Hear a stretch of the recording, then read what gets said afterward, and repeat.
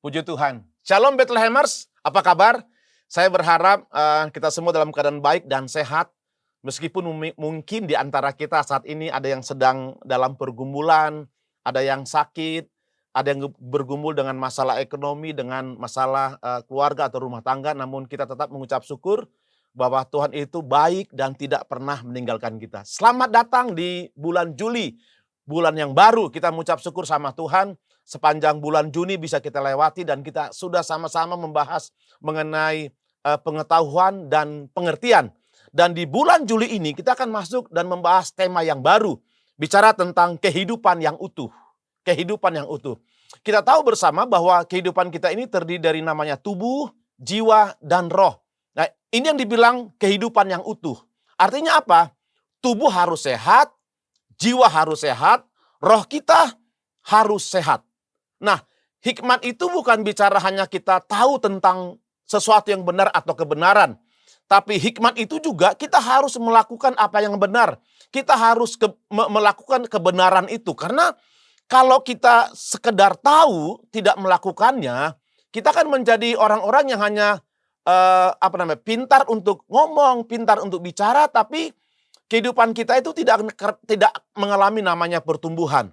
Nah, hikmat itu juga kalau kita lakukan apa yang benar itu akan menolong saya, menolong kita semua untuk mengalami pertumbuhan. Secara khusus pertumbuhan dari dalam. Karena saya yakin sesuatu yang bertumbuh dari dalam ini itu akan mempengaruhi apa yang di luar.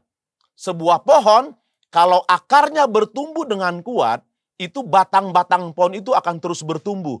Tapi kalau dari dalam akar itu tidak mengalami pertumbuhan atau mati, itu batangnya tidak akan mengalami pertumbuhan. Sama dengan kehidupan kita. Mungkin kita bisa bertumbuh secara jasmani, secara fisik.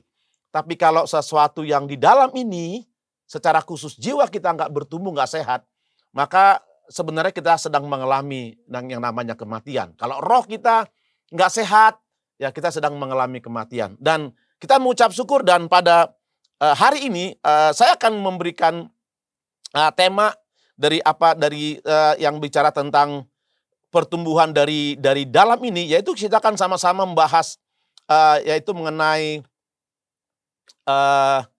di dalam tubuh yang sehat terdapat jiwa yang sehat, ya. Di dalam tubuh yang sehat terdapat jiwa yang sehat. Secara singkat tema atau peribahasa ini tuh memiliki makna atau arti kesehatan jasmani, fisik kita ini, itu harus sejalan juga dengan kesehatan mental atau jiwa kita.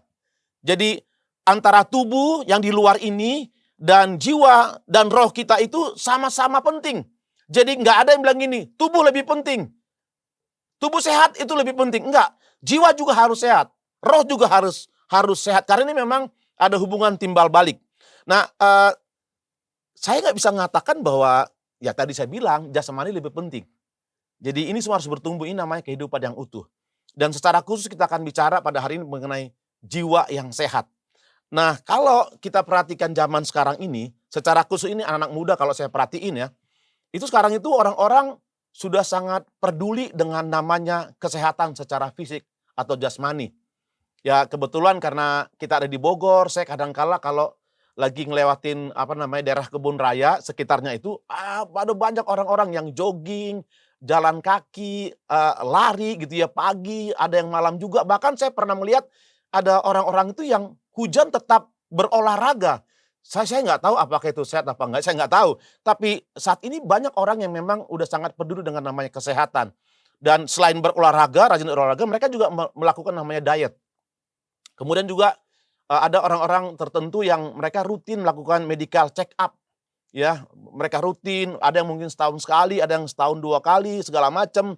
Dan sangat memperhatikan pola hidup, pola makan, pola tidur, sangat diperhatikan. Apakah ini salah? Enggak salah. Tapi enggak cukup hanya memperhatikan jasmani atau fisik ini gitu loh. Perhatikan juga sesuatu yang dari dalam. Coba kita bayangkan sama-sama, kalau tubuh kita ini secara jasmani fisik sehat, keker gitu ya. Tapi jiwa kita letoy. Mental kita lemah. Coba bayangkan apa yang akan terjadi Karena saya bilang tadi bahwa kehidupan sekarang ini, situasi sekarang ini tuh bukan semakin baik. Sesuatu yang tidak baik ini nggak bisa kita hadapi dengan fisik yang kuat. Tapi harus punya jiwa atau roh yang sehat, yang kuat. Keadaan ekonomi, usaha, orang-orang banyak mencari pekerjaan segala macam gitu ya. Nggak bisa dihadapi dengan tubuh yang sehat ini. Tapi harus dihadapi dengan apa? Dengan sesuatu yang dari dalam.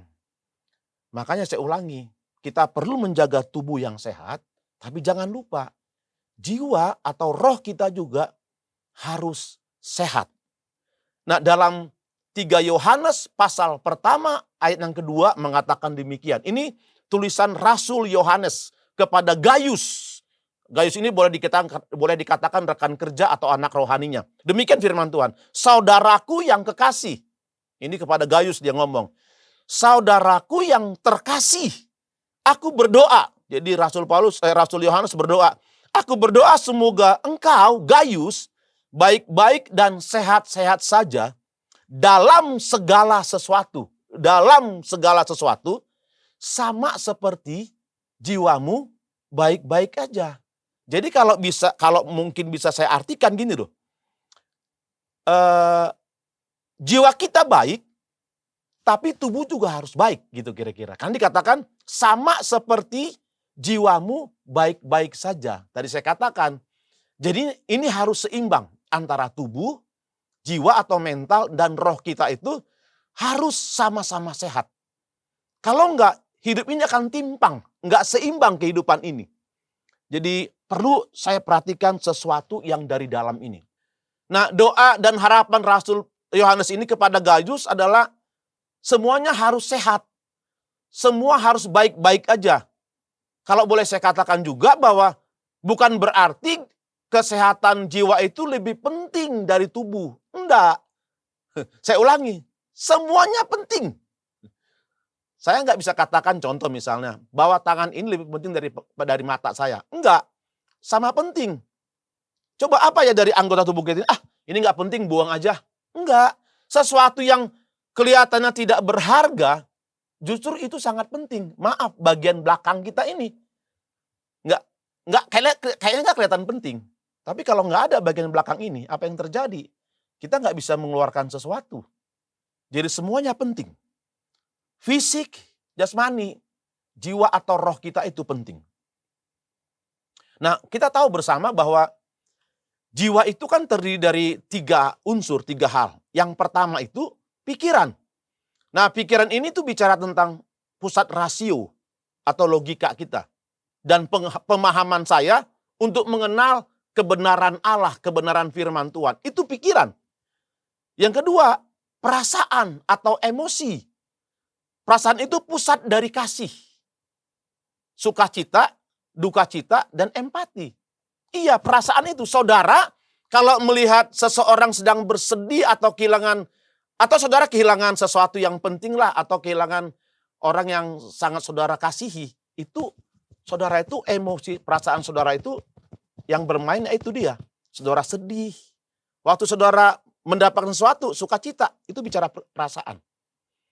Yang ketiga, kehendak.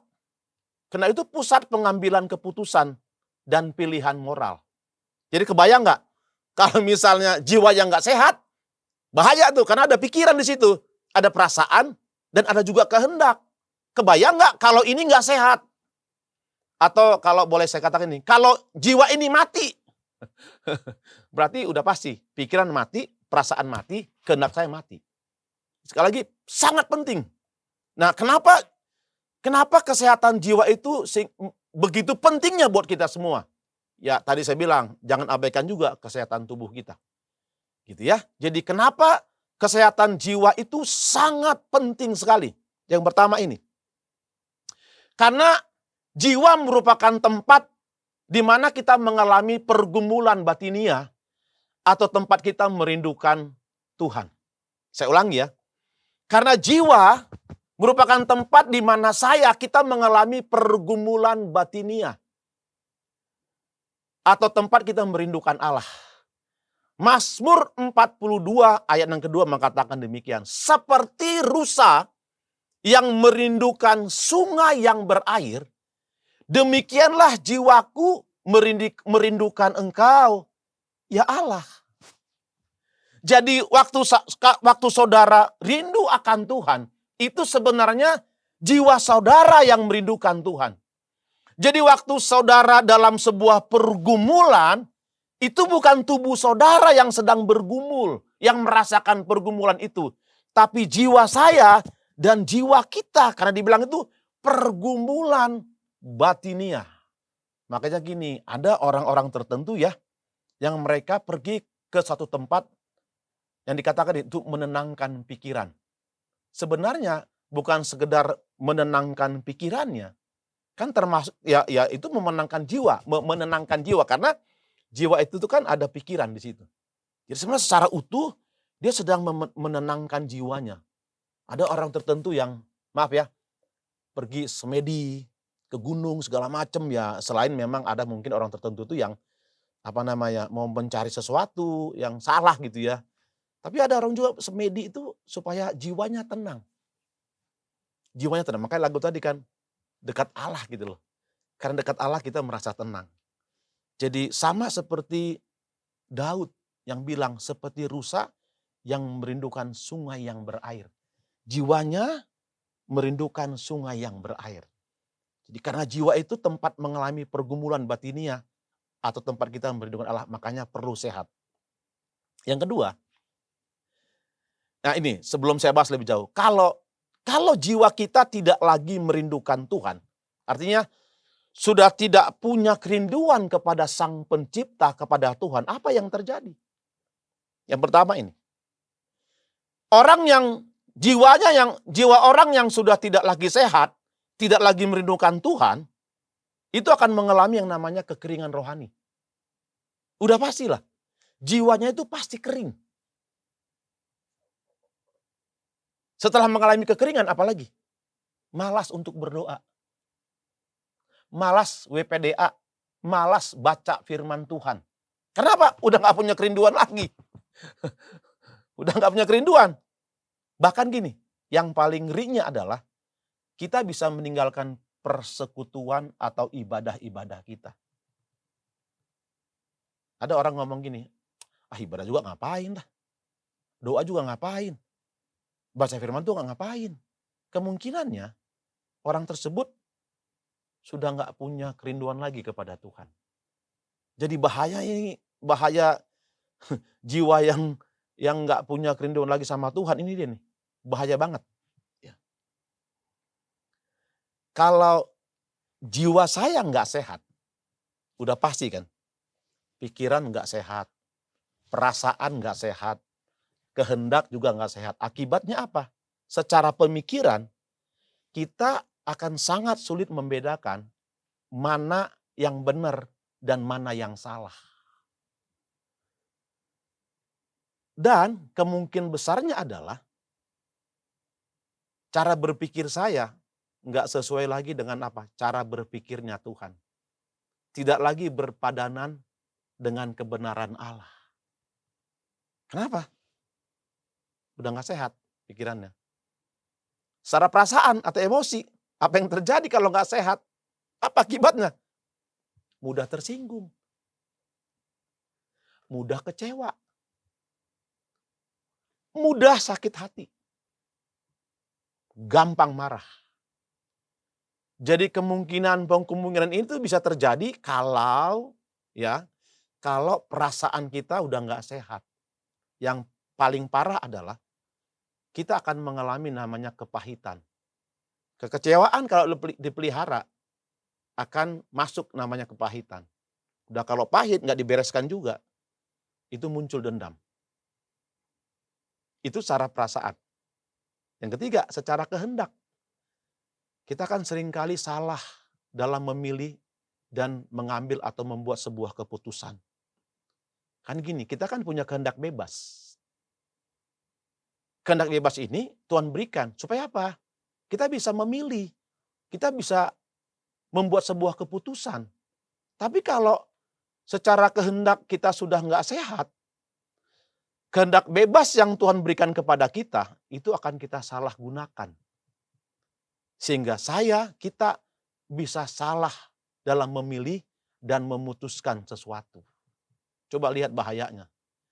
Jiwa nggak sehat akan mempengaruhi pikiran, jiwa, dan kehendak kita. Nah, kalau tadi kehendak itu sudah nggak sehat, yang lebih bahaya adalah saya tidak lagi melibatkan Tuhan dalam membuat sebuah keputusan. Nah, ini yang menjadi problema dalam kehidupan manusia, termasuk saya di situ. Makanya sekali lagi, penting jiwa kita sehat. Yang kedua, kalau jiwa kita nggak sehat, kita akan mudah menyerah dalam menghadapi pergumulan atau tekanan hidup.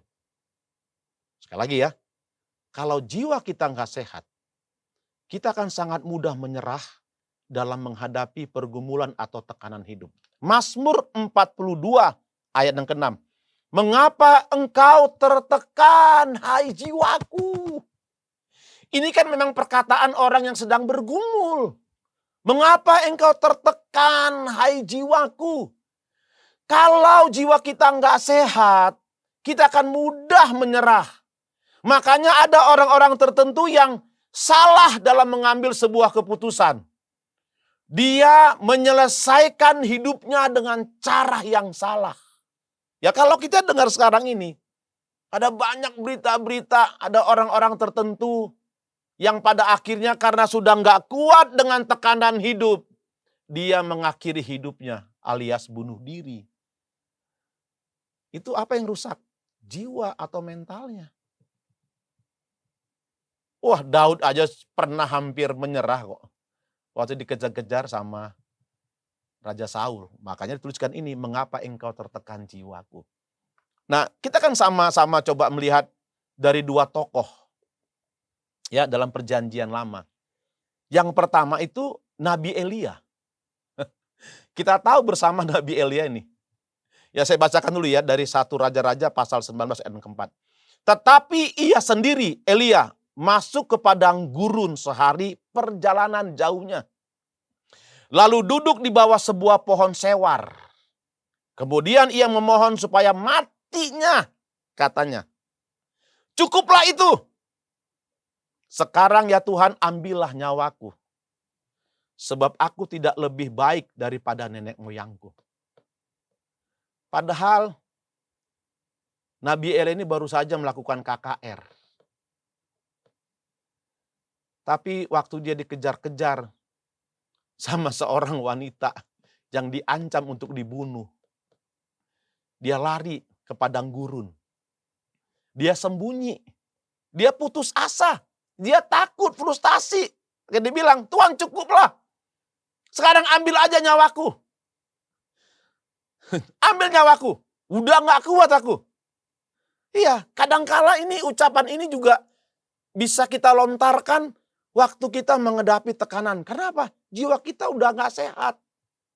Gak sehat. Sehingga bilang, Tuhan aku mati aja dah. Udah gak kuat dengan masalah ini, dengan pergumulan ini. Mati aja. Ini seorang nabi loh. Seorang nabi. Dia salah berucap. Hampir nyaris untuk menyerah. Hampir saja mengakhiri hidupnya. Tokoh yang kedua, Ayub pasal 10 ayat 13.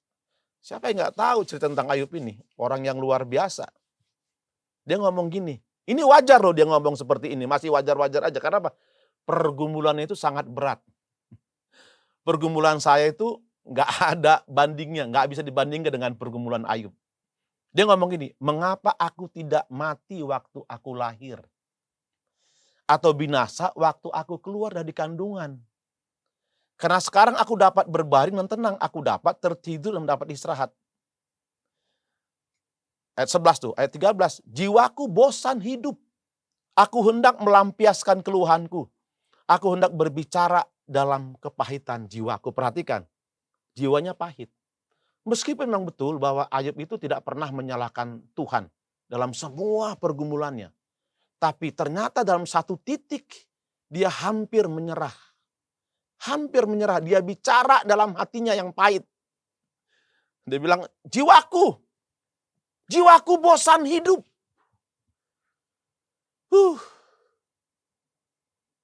kehilangan harta, kehilangan anak-anak dalam sekejap. Jadi kita hati-hati. Kalau jiwa kita nggak sehat, kita akan bilang sama Tuhan, Tuhan mati aja deh. Kita masuk poin yang ketiga. Kalau jiwa saya nggak sehat, hubungan kita dengan Tuhan dan sesama menjadi tidak sehat. Lukas 10 ayat 27 bilang gini, jawab orang itu, orang muda ini ya, kasihilah Tuhan Allahmu dengan segenap hatimu, dengan segenap jiwamu, dan dengan segenap kekuatanmu, dan dengan segenap akal budimu. Dan kasihilah sesamamu manusia seperti dirimu sendiri. Kalau dari dalam ini, ya, kalau jiwa ini sudah tidak lagi mengasihi Tuhan, mental ini udah jauh dari Tuhan, kemungkinan besarnya kalau ini sudah tidak lagi mengasihi Tuhan, saya nggak mungkin juga bisa mengasihi sama manusia. Nggak mungkin bisa. Karena bentuk dari saya mengasihi Tuhan itu adalah mengasihi sesama manusia. Jadi kalau jiwa saya ini nggak bisa mengasihi Tuhan, kan dibilang kan, kasihilah Tuhan Allahmu yang pertama dengan segenap hati dan jiwamu. Kalau hubungan saya dengan Tuhan nggak benar, secara otomatis hubungan saya dengan manusia itu jadi nggak benar. Kalau hubungan saya dengan Tuhan nggak sehat, secara otomatis itu hubungan saya dengan manusia, sesama manusia, menjadi tidak sehat. Karena gini loh, jiwa yang sehat itu akan menghasilkan yang namanya sukacita, damai, sejahtera, ketenangan, dan kekuatan. Jadi kalau jiwa saya itu nggak benar, saya nggak mungkin bisa mengasihi Tuhan. Saya nggak mungkin bisa mengasihi sama manusia. Yang tadi itu kan. Ya kalau kita udah jauh dari Tuhan, kemungkinannya kita dekat dengan namanya kekecewaan. Dekat dengan namanya akar pahit, kepahitan sama orang-orang. Sehingga takutnya adalah kita ninggalin Tuhan. Nah kalau saya katakan begini, oh saya itu rajin WPDA, rajin doa gitu ya. Tetapi kita dengan sesama itu hubungannya rusak. Dalam pertemanan, dalam keluarga, dalam komunitas life group. Harusnya kalau memang kita punya hubungan yang sehat dengan Tuhan, harusnya dengan sesama itu sehat hubungannya. Jadi Bapak Ibu jemaat Tuhan, sangat penting buat saya, buat kita semua, untuk kita itu punya jiwa yang sehat, mental yang sehat. Ya, supaya hidup kita juga sehat. Tadi saya bilang, jiwa yang sehat akan menghasilkan sukacita. Ya memang saya bilang nggak mudah juga sih dengan keadaan sekarang ini. Tapi kalau jiwa saya itu sehat akan menghasilkan apa? Sukacita. Apalagi damai sejahtera di tengah-tengah badai, keadaan yang nggak baik-baik ini, tetap kita masih bisa damai sejahtera. Kenapa? Jiwa sehat. Terus apa lagi? Kita tenang. Nggak geresak-gerusuk. Yang lebih parah lagi, nggak nyalain Tuhan. Nggak nunjuk-nunjuk orang. Dan yang pasti kalau jiwa itu sehat, kita akan mendapatkan kekuatan yang baru untuk menghadapi kehidupan ini. Ya, jadi saya tutup dengan Amsal pasal 17 ayat 22 bilang gini. Hati yang gembira adalah obat yang manjur. Ya, izinkan saya, bukan berarti saya gonta-ganti ayat, kalimat. Kalau bisa saya katakan hati yang gembira, jiwa yang gembira adalah obat yang manjur. Jadi kalau jiwa saya, ya, hati saya gembira, jiwa saya gembira, itu adalah obat yang manjur. Saya berdoa termasuk buat diri saya sendiri. Apapun yang sedang kita hadapi saat ini. Mari sama-sama kita pelihara jiwa kita, bukan hanya tubuh aja. Tapi kita jaga pelihara jiwa kita untuk tetap sehat. Karena kalau jiwa kita sehat, kondisi apapun yang sedang kita hadapi, percayalah, sukacita, damai sejahtera, kekuatan itu akan kita dapatkan. Kita bisa tetap tenang dalam badai sekalipun. Kiranya firman Tuhan ini memberikan inspirasi dan kekuatan bagi kita semua. Saya mengajak kita semua untuk menenangkan diri dimanapun kita berada. Mari sama-sama kita ambil waktu sebentar saja, renungkan firman Tuhan ini. Di dalam tubuh yang sehat terdapat jiwa yang sehat. Doa Rasul Yohanes kepada Gaius, supaya Gaius ini semuanya dalam keadaan baik-baik, sehat, seperti jiwanya sehat. Dan pada hari ini, mari sama-sama coba kita melihat ke dalam hidup kita sendiri. Coba cek, apakah jiwa saya sudah sehat? Kalau misalnya kita masih menyimpan dendam, akar pahit, kekecewaan, itu artinya ada yang salah dari jiwa kita. Kalau kita sudah tidak lagi punya kerinduan, mencari Tuhan, berdoa, baca firman Tuhan, berarti jiwa kita sedang sakit atau tidak sehat. Mari sama-sama renungkan ini. Ambil komitmen pada hari ini. Berkata sama Tuhan, Tuhan, tolong Tuhan, aku saat ini jiwaku, kondisi jiwaku sedang kurang sehat Tuhan. Tuhan tolong, Tuhan tolong. Mari ambil waktu sebentar, minta sama Tuhan, ambil komitmen untuk kita bisa sama-sama menjaga sesuatu yang di dalam ini, jiwa khususnya, supaya kita bisa tetap kuat menghadapi apapun dalam kehidupan kita. Ambil komitmen, sama-sama kita belajar dari kebenaran firman Tuhan. Tuhan, kami mengucap syukur. Terima kasih kami bisa diizinkan mendengarkan, merenungkan firman Tuhan pada hari ini Tuhan. Tuhan tolong kami semua dimanapun kami berada. Tuhan, supaya kami mengalami kehidupan yang utuh. Tubuh jiwa kami, roh kami sehat Tuhan. Kami gak mau hidup dalam kepahitan, dalam kekecewaan. Tuhan, kami gak mau, kami mau terbebas, kami mau lepas Tuhan. Kami mau punya jiwa yang merindukan Tuhan, mencari Tuhan. Terima kasih Bapak yang baik. Sekali lagi Roh Kudus tolong bantu kami, karena kami tidak bisa berjalan sendiri. Kami butuh Tuhan. Jiwa kami haus akan Engkau Tuhan. Jiwa kami merindukan Engkau Tuhan. Terima kasih Bapak yang baik. Terpujilah Engkau Tuhan kekal selama-lamanya. Di dalam nama Tuhan Yesus kami sudah berdoa dan mengucap syukur. Haleluya. Amin.